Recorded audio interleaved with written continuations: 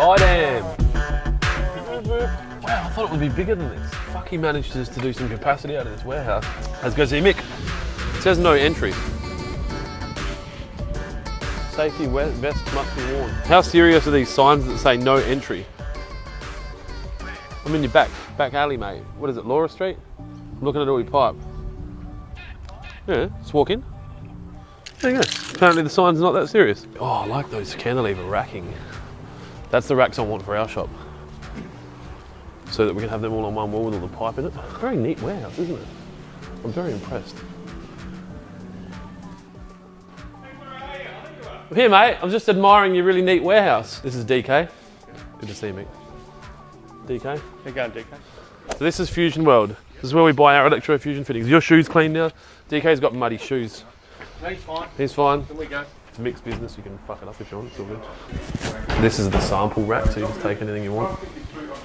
Mick won't charge it for it, he's really cool like that. How are you? Very well, Clint from Waterpro. Cool. So these are the welders that they use to weld their Electrofusion. Pretty crazy. So yeah, just, Mick's been talking about me coming down and meeting you obviously for a while. And then having a look at, I guess, what you do. What we try to do is produce videos for the trade and the landscape market that are of interest. So, different stuff. And obviously, Electrofusion's starting to move more and more into the irrigation, mate. Yeah, it's not all just civil construction now. So I said to Mick, we're in the area, and he goes, "I'll come past." And just threw you under a bus and said, I was in Mount Park, and I said, "I'll head back under there." So. Oh, lucky we because I rang him and I said, "Oh, we're not going to come now. We've got to go straight back." He's like, "No, Paul's waiting for you." So I don't know if there's anything you can talk about. I guess. Well, the power these are quite good. Your range. You seen the power scraper? No. So that goes on to a cordless drill. Yep. You put your pipe in there, and I'll get it. So what size does that do? That's only small. Goes from 20 mil. There's one for each size. So 20 mil, 25 up to 60. Okay, so you need to buy the one that you need. Yeah. Yep. And so it's got a little cut on the end there. Yep. So you hold it up, put your pipe in there, and as the drill goes, it pushes itself off the pipe. How much does it scrape? Like a decent amount? Yeah, full length. Like so enough to go into there and more? Yep. Yeah, okay. Yep. Cool. So gives you a nice even scrape. Yep. Takes about 3 seconds. Okay, so if you can just drill, move. How you doing? That's Richard. This is Clint from Waterpro. That's your scrapers. Yeah. So that's a traditional scraper. Yeah. So what's the risk of using that over that? That gives you the consistency. Very consistent scrape. What's something like that worth? Like as trade? Trade about 250. Yeah. Okay. So you want to be definitely. You do about say 20 scrapes. It's paid for itself. Yeah. Just in time. In time. Yep. So not only the difference between them as well, the main difference is some companies, some work sites won't let you use a hand scraper. Because of this... it's got to be a mechanical scraper. Because you don't know whether it's doing it correctly or not. You can hurt someone with this as well. I mean, there's a lot of tools like that. Okay, so it gives you that consistency. And in a world where you're using, like you're tracking welds as well, like GPS tracking welds? You can, but it doesn't really happen though. No, it's not really relevant, is it? No. We've got 3 welders. We've got 2 from Filmac, which were the Friatech, from back when we were dealing with them. And then we bought an S-Box Lite for a job, and that's probably what we'll continue using this in. Our trade clients tend to like when they're light. These haven't actually got the GPS on them. They have. They haven't. This is the light box, the not so much basic, but just the most portable. It has got a USB download, so it records every joint. It just doesn't tell you when it is. Does it report the joint? Like, does it say it was successful? Or is that what it says? Yeah. You get a download of the joint itself. So you can do a day of 20, 30, 40 joints, and then at the end of the day they can go plug their USB just put it straight in, suck it successful. straight out, and does it tell you if it wasn't successful at the time? It does. Yeah. All boxes do that. So they come up with some sort of error code, and it not only tells you whether the joint was unsuccessful or not, it tells you why it was unsuccessful. And in most cases, is that start again, or you can add weld for longer, or does it really work like that? No.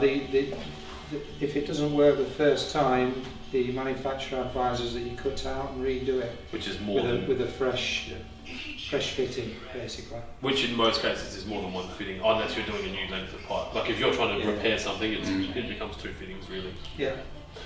Cool.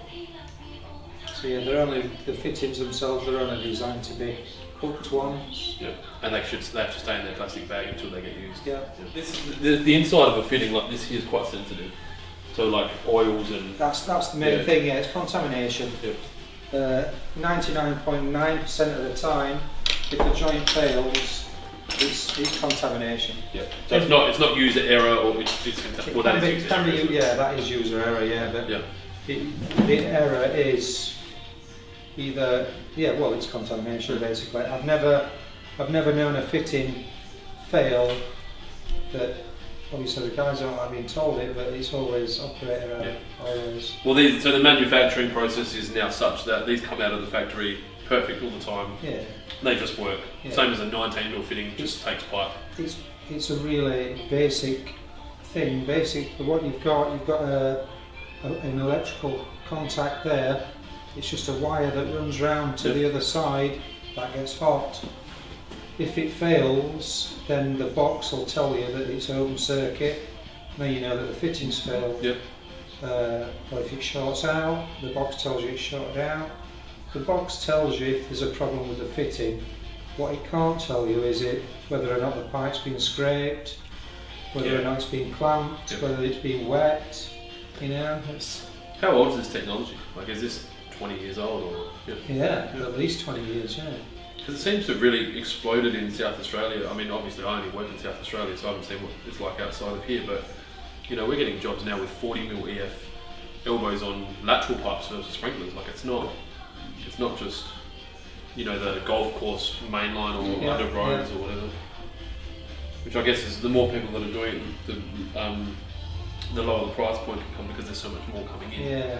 Yeah. This says gas on it. Are there different fittings for gas and water? No, most of them say gas and water. fittings. So they do gas or water. So gas is obviously a higher grade? No, gas is, the pressure rating of gas only is PN10 Yep. and the water's PN16. Oh, okay. But they'll do both gas and water pipe. There's no difference in the fitting. Yep. It's exactly the same thing. Yep. And so the wires, are they different thicknesses, or are they like obviously a bigger fitting, the thicker wire? That's how it works. Yeah. So they've been engineered. That's why you get larger machines, Yep. because the larger the fitting, the more power it's drawing. Yep. So you need a larger inverter inside to soak up all the heat and energy. Yep. So these are just a different brand to the light box. Yeah, exactly the same. Theoretically, Yep. it can just do larger fittings. Up to so what would this is like what? 1600. Yeah, Jesus, I was going to say 300. Yeah. Yeah. 1600. So this one does up to 180. Yep. You've got to let it cool down in between wells on the large Yep. side. That one was over 1600. Oh, so the machine gets hot as well. It's not just the fitting that has to cool down. Yeah, what you've got inside your machine, you've got I can show you rather than tell you. Yeah, if you can. So basically, it's like a transformer. Yep. So you've got 240 coming in, Yep. and then this is transforming that power. Yep. So that's absorbing the energy of the 240 Yep. and transferring it into they're all relatively low voltage. So it's transforming 240 into a lower voltage that's usable. So for people that obviously haven't done it before, you get the fitting, scan the barcode. Yeah. The barcode tells. If you've got a scanner, that's not a scanner machine. So some of the fittings, most of our fittings are fusomatic, Yep. which means there's a small resistor in the fitting. The box reads that resistor as a time. Also, it does it off its own. Yeah, so accord. you plug it in. Yep. It'll come up on the screen, 40 volts, Yep. 40 seconds Yep. or 90 seconds, because it's recognised what that fitting is basically. And then I've seen other cases where you can translate the barcode into a Yeah, manual. the S-Box Lite, that's a barcode reading. So you scan the barcode, Yep. it comes up on the screen what fitting it is, what voltage it's going to take and how long it's going to take. Yep. And if your barcode scanner is not working or it's not scanning, you can manually type stuff in. input that in, yeah. So the client would scrape the pipe, alcohol wipe the pipe, Yeah. alcohol wipe the fitting, No, or not really necessary, no, it's so not necessary. No. because it's in a sealed bag, so it's clean. If it's been out of the bag for any length of time, then contamination can get in. Or if when you've got it out of the bag, you've got your thumb inside it, you know. It's simple as that. Do not stick your hand inside the fitting. You want it as clean as it can be. Yep. You know, any contamination can show up. I don't think anyone's taking it that seriously. I think no, it is. The thing is, it's a really forgiving process. Yep. So you could do it completely wrong, if you like, and it still works. But like if the pipe's not all the way in, or it hasn't been chamfered well, or it hasn't been wiped well, or all of that, or you've touched it, and it will still work. But if it doesn't, don't be surprised. That's right. Yeah. Usually, the main cause of failure I've found is they've tried to do everything right. They've wiped it with the Alco, put it all together before the Alco's evaporated, then cooked it. That Alco then creates a barrier, and you can see it quite clearly. When you open the fitting, it'll just pop. You cut it in half, it'll just pop off like a nutshell. So you get fittings back here, people are like, it's warranted, it's bullshit. Well, we do testing anyway. And then you look at it, and you can tell straight away whether it's contaminated. I haven't actually saved any, but it gets like it's like super glue. It gets like a white film all the way around instead of the plastic binding. Joining together, fusing together basically. So what's the biggest fittings you got stock here? Have you got like stupid walk-through fittings? Holy shit! So that's 630 mil. So what are your alcohol spray? no, still wiping. So that's a 630, 45 bends, 560. And are these still fusion weld, or they become butt weld? You can butt weld them. Primarily on the larger bore size you do butt weld, but we do have couplers for them. So just around the other side is all the couplers. I'm very impressed with the cleanliness of the warehouse here and over there. We have shot. That's probably. I mean, ours is getting better, but it's been one of our weak points. It's good though. So there's 630 mil couplings. That's one coupling. One coupling in there. You can curl up inside that bad boy. One fitting. So that makes it hard. You guys have to hold a lot of stock. We do. Because you don't know when that's going to come up and how many you're going to need. And we just did a job out at Newton where they had that size couplings on there. So you got to have them. I mean, no. Yeah. Well, it's always the old adage, isn't it? If you don't have it, you won't sell it. That's right. It's pretty cool. But 6 feet. We do have some 800 mil, but they're in the. And this is a size that's like would go under a road to move water, so for I guess subdivisions. Well, the job at Newton's a new water line for SA Water, so they're using those couplings. We did a job up in the Riverland, which was under the Berry to Loxton Road, and that was 800 mil couplings. Do you think if you guys kind of, I guess, taken a lot of the market from the bigger boys, like I guess it gives you the ability to have more of a personalised service? Being a smaller company? I think because we're here, makes a difference. Because your fittings are stocked in Adelaide. So like, if it's a repair job, they can't wait 3 days to get a coupling down or something like that, so they just come in here.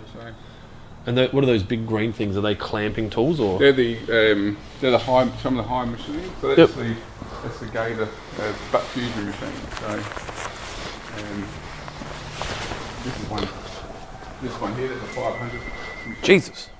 So we have a couple of those. So we hire. You just pull that up onto a trailer, or? Yeah, they'll just put the pipe in there. It's got hydraulics in that, so it's got a trimmer blade. So that grabs a pipe, two pieces of pipe, pulls them together. That's a trimmer blade there. And what does that do? Like that trims the ends of the pipe up, and that will pop up when it's trimmed. And that's the heater plate there. And that's butt welded? Yeah. Okay. So that's heating up pipe. And just joining it together. There's no additional part being put to it. It's just heating up pipe. Heating the pipe up to 230 degrees, and for depending on the diameter of the pipe and the pressure rating, so it has to soak into the pipe. Just melts it, and then it puts a certain amount of pressure, pushes it together for 15 minutes to make sure it moulds together, and then you get a bead up like this morning. Yeah. So what's that for? That's two stubs. They call it a puddle flange. So that's the bead there. So this is what's occurred from.